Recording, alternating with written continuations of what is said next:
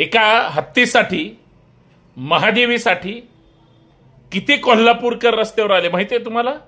2, 5, 1000, 10,000, हजारो, लाखो लोक रस्त्यावर आले.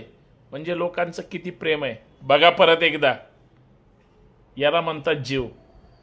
जीव लावणं सुद्धा आणि जीवापाड प्रेम करणं सुद्धा. बघा.